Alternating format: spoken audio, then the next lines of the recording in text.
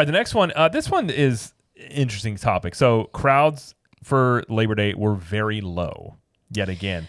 Yeah. And if you look at a lot of the wait times, I think the average wait time across Disney World was like 21-ish minutes on average. Yeah.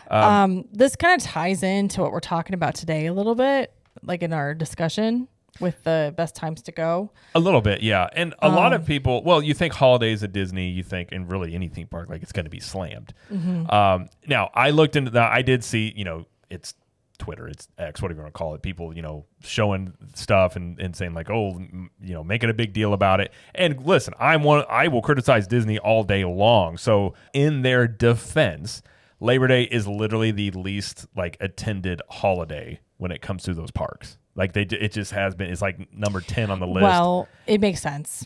Right. It makes sense. Keep people going to school. And it fell kind of in the middle of the last few Labor Days. So it wasn't a good one, but it wasn't a terrible one. Yeah. So I don't know if there's anything to really make a big deal about. Obviously, attendance is down a bit because, if this would have been the number one attended Labor Day in the last few years, that would be a different story.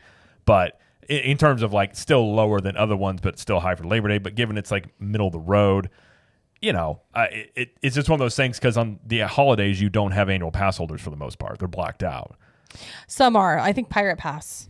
A lot of them are blocked obviously. out. So if you don't have people traveling in, it's going to be very light on the holidays. Well, and I think it was Disney Food Blog even said that, talking about Food and Wine Festival, we're going to talk about that in a second. It started over the weekend on Thursday. Yeah. And they said it was one of, if not the lowest crowded opening day of a festival in a long time. Yeah.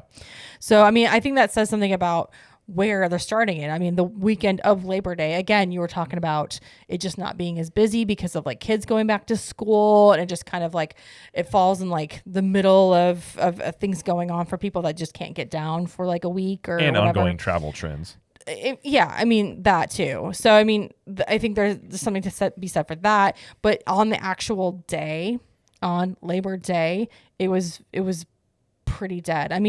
I think I looked at 3:30 in the afternoon or something, and Seven Dwarfs Mine Train was at 45 minutes. Yeah. Which for that ride is pretty low. Peter Pan was 25 minutes. That's pretty low. Everything else was 5, 10, 15. It was real. I'm talking about Magic Kingdom specifically.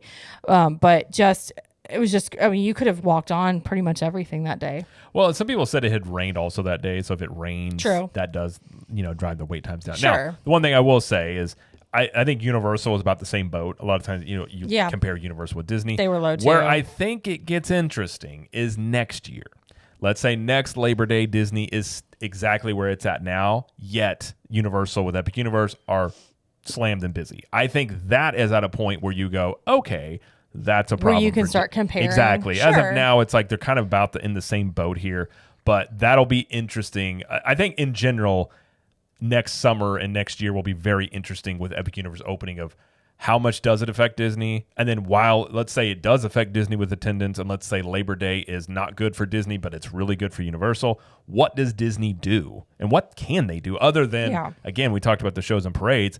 I would imagine they just run to offering really steep discounts.